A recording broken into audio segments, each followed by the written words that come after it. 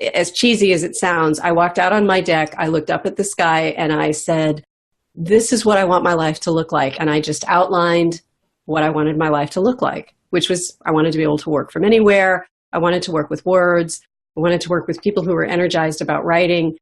And I did that, said, okay, don't know where that's going, walked back inside and got my first client the next week. You're listening to Lisbeth Tanz, also known as the author Alchemist, a specialist in helping authors tell their genuine stories to empower others, and today's guest on Solopreneur Success. Welcome to the Solopreneur Success Podcast, where successful business owners gather to share true stories and sound advice to help you start and grow your own solopreneur business. Come soar with us and design the life you love. Now, here's your host, Steve Combs. Hello, solopreneurs. Today I'm excited to speak with Lisbeth Tanz, also known as the author Alchemist.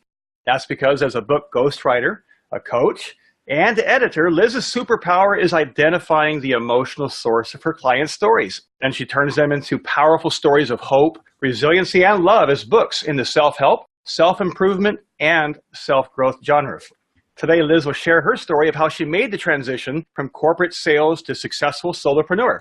And hang tight, because she's also going to share exactly how you can find your superpower using her 3 E's method. So Liz, welcome to the show. Thank you. I'm excited to be here.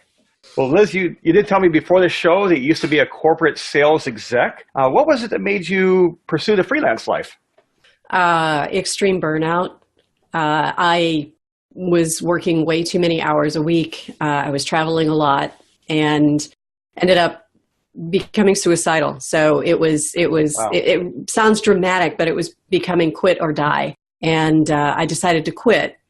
And it was a good thing that I did. Then I freelanced for one of my clients for a year in the industry I was in, which was market research. That was definitely not a fit. The client was great. I'm just not an analyst. Took care of my parents or my dad for a few years after my mom died unexpectedly. And then in 2005, decided that it was time for me to do something for me. And as cheesy as it sounds, I walked out on my deck, I looked up at the sky, and I said, this is what I want my life to look like. And I just outlined what I wanted my life to look like, which was I wanted to be able to work from anywhere. I wanted to work with words. I wanted to work with people who were energized about writing. And I did that, said, okay, don't know where that's going, walked back inside and got my first client the next week. Wow, that was a really quick turnaround time. So from yeah. Decision to working freelancer, you had pretty much a week time frame there, which is awesome. Now, what exactly did you do with your first client? What was that? Well, they owned a couple of newspapers here in St. Louis, and I first started out as kind of their marketing person. And so doing a lot of the advertising and the outreach to get their name out there. Then I moved into a sales role. It was something that I could do, and then moved into the senior editor role. So I began working with it was an advertorial newspaper. So the advertisers would write their articles and then they would come to me, and then many times I was rewriting them. So then I started selling my services to write the articles for them. And that was really where it all started. Gotcha. So that kind of got you into the writing aspect of what you do. Right. Yeah, I just kind of eased into it. So that sounds a little bit like what I do. I'm a copywriter, so writing a sales and marketing copy, but you kind of transitioned into book writing. How did that come about? You know, being a writer, being a content writer, I did a lot of different types of writing. Books were one of the things that I really loved. I like long form copy. Editing books is fun because I don't have to come up with the words. Somebody else did, and I can go in and fix it. So it was really, it was a long-term transition, though. I had my first business, The Hired Pen, from 2005 to 2016. And at that point was feeling pretty down about my business. I was frustrated. I didn't feel like I was doing my best work. So I actually started to look for a job. Wow. And did all the resume, hired a coach, but the primary concern for me was my dog, Katie. She was getting older. She'd never not known me to be home because I'd been home her entire life. So I was looking for jobs I could do from home or jobs I could take her with me.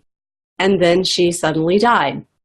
And I just put everything on hold and really sat in the idea of what is it that I want to do? What do I really love doing? Because the idea of going to work for someone else just wasn't sitting well with me. I know you can probably relate to that. And I'm not even sure I'd be employable at this point. And I kept coming back to books. And so that's where Fuzzy Dog came from. And of course, Fuzzy Dog that's how I bring Katie with me. Gotcha. I was wondering about that. So that's really interesting. So Katie is honored in the name of your business. Yes. That's where Fuzzy Dog comes from. I get it. So you kind of moved into book writing and kind of used that as a kind of a springboard when you thought about what is it that I really enjoyed doing out of, what was that, maybe 10 years of freelancing, and say, well, do I move into the corporate world again, or do I stick with what I have? Or this is obviously a big change for you, but it's also a way that you found to kind of niche down to exactly what is your superpower, as I kind of mentioned in the introduction, which is helping people find their stories. And what do you do to kind of bring that out of people? How do you do that? Oh, well, that's the fun part. I mean, a lot of people come to me and they've already written something. And more than once after I've read their manuscript, I've gone back to them and said, I love the concept. I love how you've pulled this together, and there's still more work for you to do. One book that I read was the woman was pretty angry about a lot of things that had happened in her life, and it came through on every page. So I was able to sit with her and coach her on how to soften the language and how to maybe even take some of the stories out, because it really came down to, how angry are you at your ex? And she's like, well, actually, I'm not so bad. I said, well, great. This is the book you needed to write for you. Now it's time to write the book that you need to write for the rest of us. And she did that, and has a great book out now. It's gotten some acclaim, at least here in St. Louis, and she's pretty happy with the whole event. That's awesome. I mean, I think that's so important too, because we often tend to get kind of hung up on ourselves, and we see the world from this very little narrow tunnel that we have. And it's good to get that outside perspective sometimes, I think, to really understand, look, there's more here than what perhaps you're seeing if you kind of can step outside yourself for a minute. And I don't want to put words in your mouth, but it sounds like as a book coach, that's kind of what you do, is you kind of help people step outside of their narrow view and see it from a wider perspective. And that's great. So how do you deal with clients that are like, well, this is what I want to write? I'm curious, you ever get anybody that give you strong pushback, says, I really don't want to go that deep, or what happens then? Well, in the end, it is their book. So I have two choices at that point. And usually that kind of a conversation comes out usually during our first conversation. I'm assessing how agreeable are they to changes, and what is it that I've seen that maybe needs to change. So I'll talk about that with them. Honestly, if somebody is that dead set against any type of changes, and I just had this happen a few weeks ago, he liked the way he had written his book, even though from my perspective, he was not positioning himself well in the marketplace. And I said, I completely understand. I'm not the right person for you. I'm not the right editor for your manuscript. I know you've been interviewing other people, and you need to be talking to them. Because I think he was a little surprised that I was coming back to him with suggestions, ways to enhance his credibility, because he was going into a field that he does not have any expertise in. It's just something he likes to do.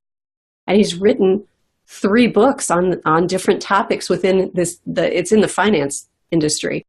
3 books. And he's got no name recognition. So typically those people don't end up working with me. And it's not because I'm saying, oh no, I don't want to work with you. It's more, we're just not a fit, because I'm not a fit for everybody.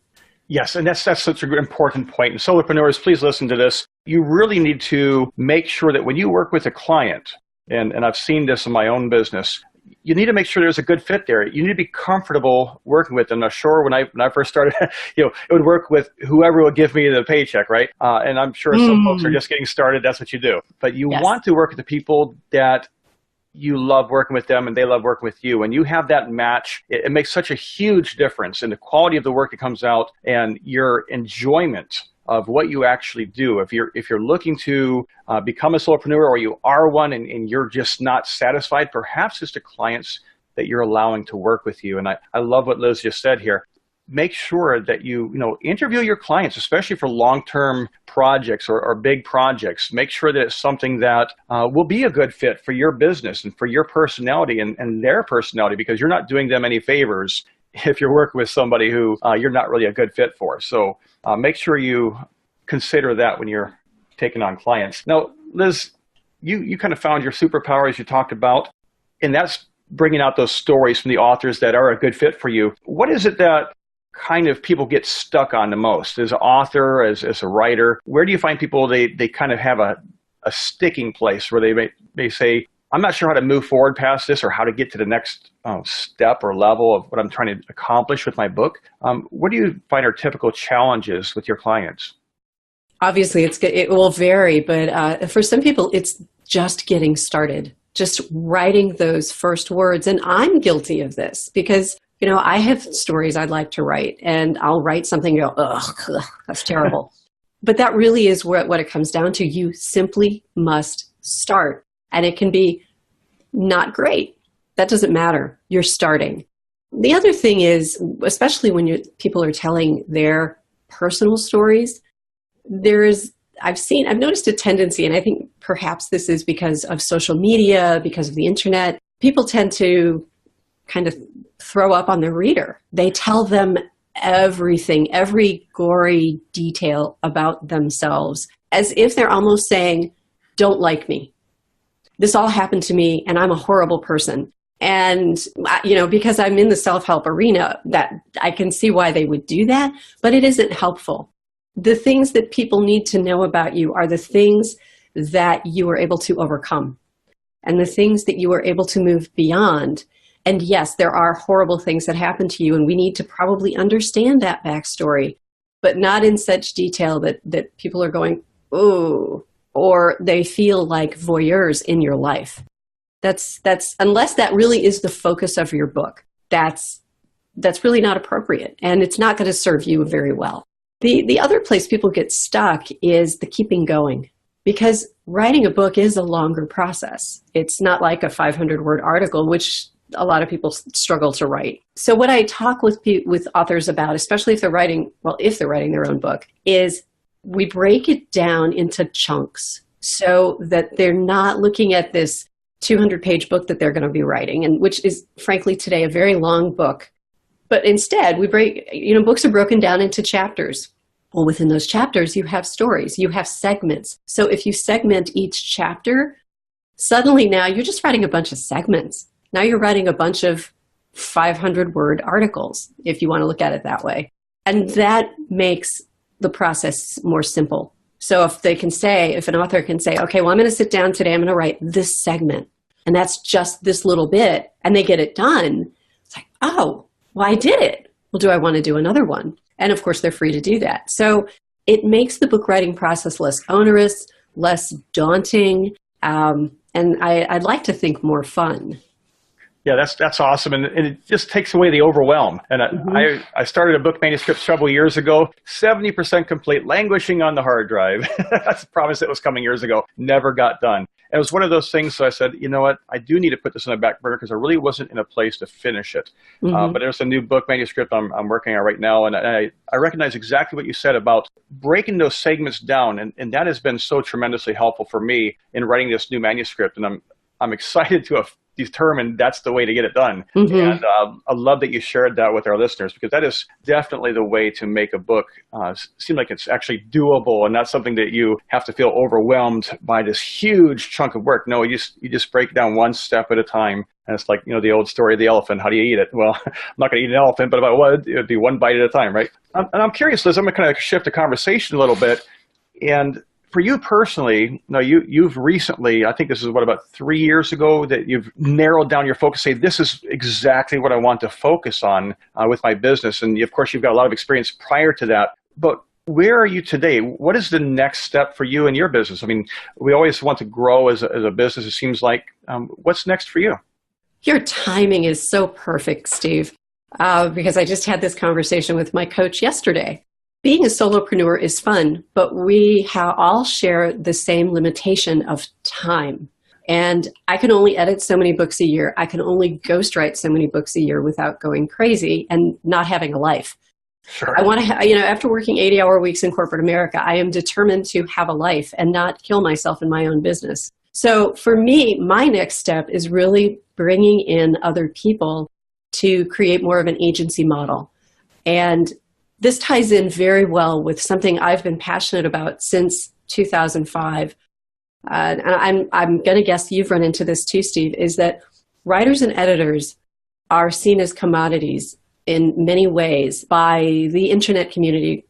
More specifically, internet marketers. You can go online, you can find somebody in the Philippines and they'll write something for you, and it's, it costs you $3. Well, that's great, but that doesn't translate over to the United States. It doesn't translate into the UK. It doesn't translate to people that are trying to make a living doing this in economies that demand we make more money than that. So what I've always wanted to do is be a conduit for other writers and editors to get more business. And one of the reasons that people don't make a lot of money as writers and editors and in other freelance businesses is they don't understand the marketing side, because we have to do our own marketing. Exactly. And, we wear all these hats, and some fit better than others. And we tend to be introverts if we're sitting in our offices writing away for other people. So the idea of marketing and doing public speaking and doing these things to get our name out feels scary.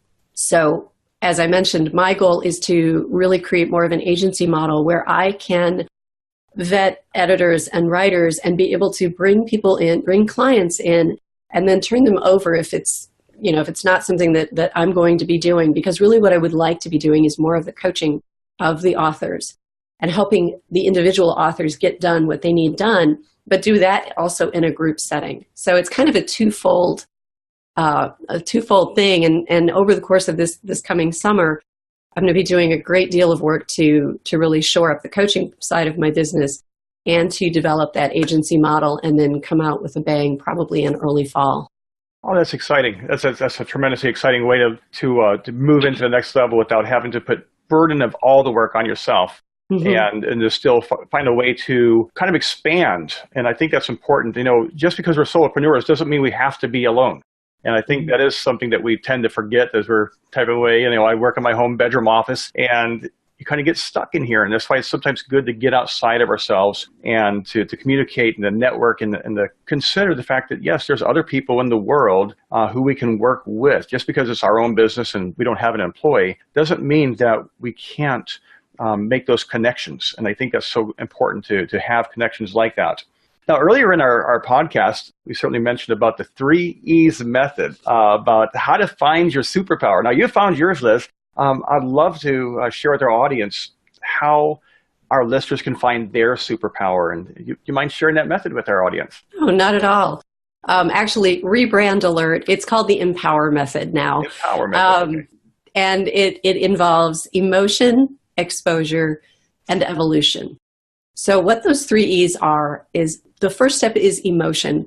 So I work with a lot of authors that have had traumatic experiences. Others have had extraordinary experiences.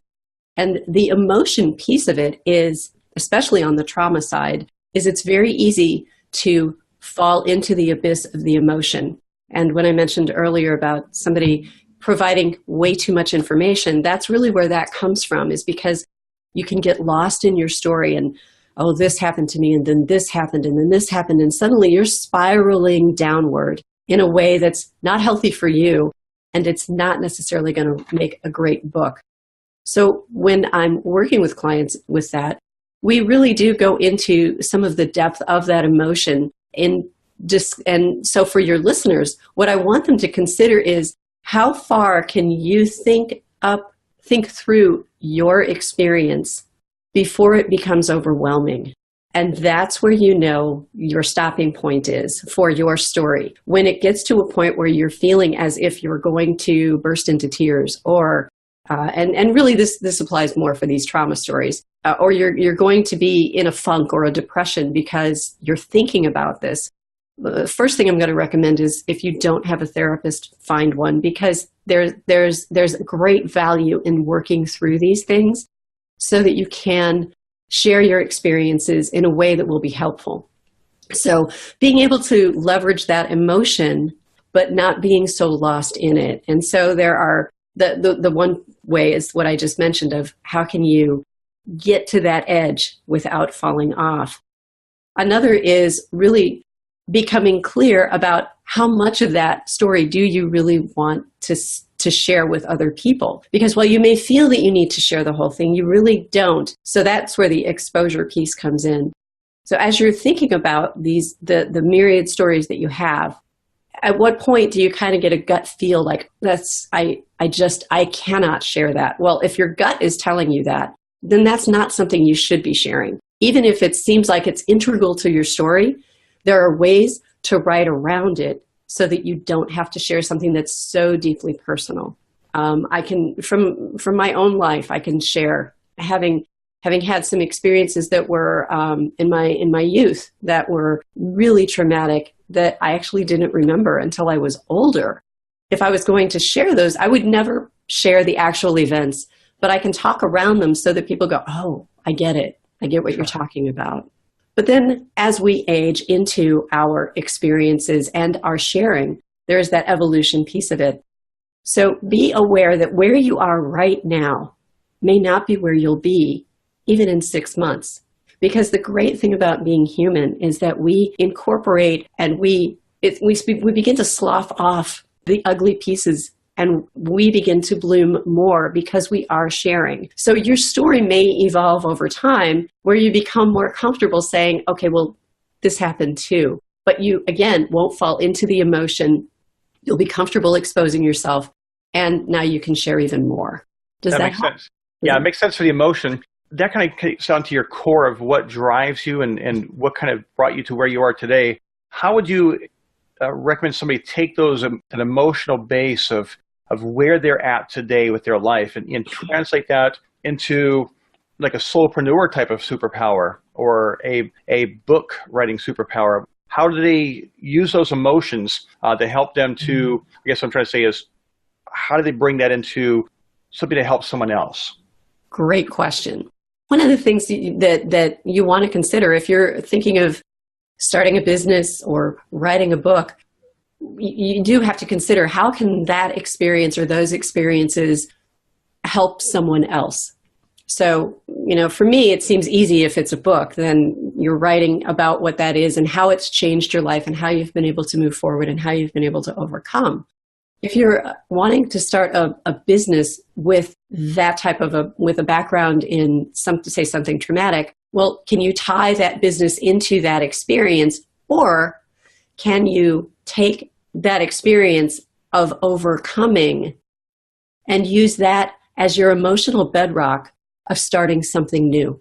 So what I mean by that is you've developed some emotional resiliency because you survived something not great. Well, okay, owning a business isn't easy. We all know that. And it takes a lot of fortitude and tenacity. And sometimes, especially for introverts, being extroverted, you've already got that foundation.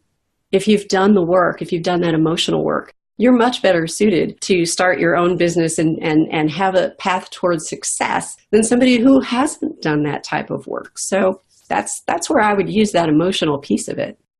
Can you give us an example, like somebody, or including yourself, or maybe a client, or a coach, of how somebody has taken that and they've found what their actual superpower is? Maybe what is an example of somebody that found their superpower? What would that look like?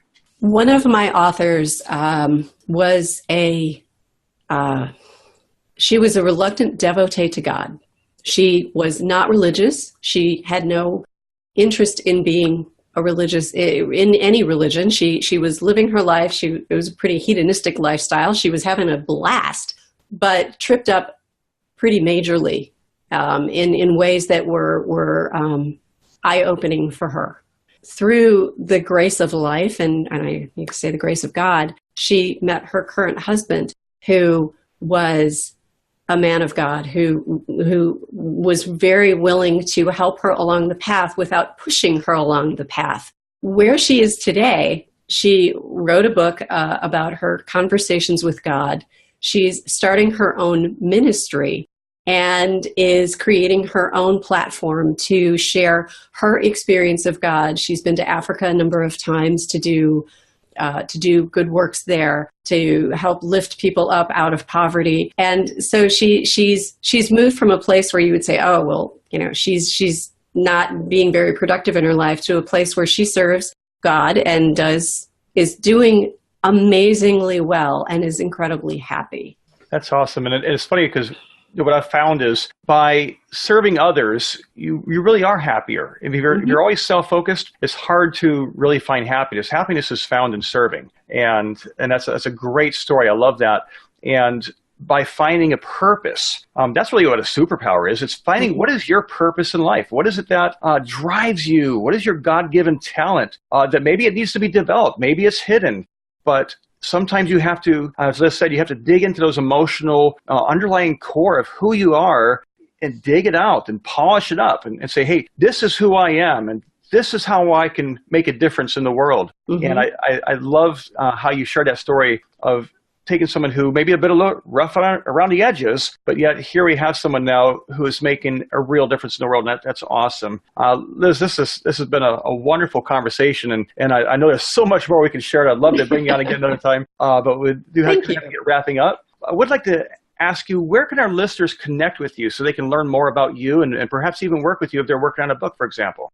Well, you can certainly find all kinds of information on my website, which is at fuzzydogllc.com. There are some different free products there that you can pick up. One is demystifying ghostwriting. If you're interested in hiring a ghostwriter but you don't know anything about the process, that's there. There's also the 35 questions you can ask a ghostwriter, because you want to make sure you get the right one for you. And if you're writing your own book, there is self-editing for authors, which actually you will have access to, and which is to help you get your book ready for an editor, because you don't want to send your first draft to an editor.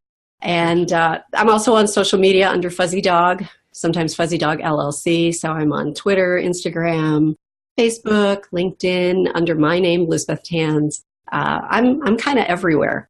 Awesome. And I understand you have a new podcast coming out as well, right? I do. It's called The Author Confidential, which I'm having a lot of fun with. It's I love anything 1940s, so I'm really positioning this as I am a private investigator with a 1940s vibe, and we're investigating different things about the author world, the book writing process, and uncovering the mysteries and helping solve cases. Oh, that's fascinating. So definitely look at that, listeners. You enjoy those kind of books. I certainly encourage you to connect with Liz and definitely take advantage of her guide. I mean, if you have any kind of writing that you're doing, whether it's a book or even if it's just long-form writing or writing for your website, it can't hurt you to take a look at her editing guide so you kind of avoid some of the most common mistakes, and it's free. So take advantage of that resource. Well, Liz, it's been terrific talking with you today, and I appreciate you taking the time to join our audience. And I encourage our solopreneurs to reach out to Liz. Again, her website is Fuzzy Dog LLC. That's a fuzzy with 2 Z's. And I encourage you to connect with Liz. And again, thank you, Liz, for being on today. Steve, this has been a lot of fun. Thank you so much for asking me to be on. And I hope people take up the self-editing for authors, because I designed it to be easy to use. But I really appreciate being on your show. Thank you.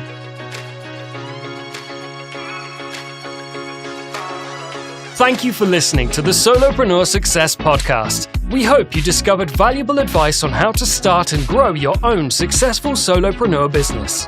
Come soar with us by joining our community at startgrowsoar.com. Again, that's startgrowsoar.com. We look forward to seeing you there.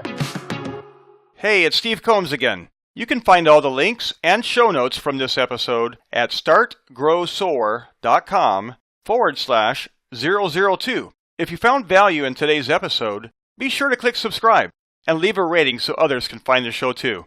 Thank you for listening.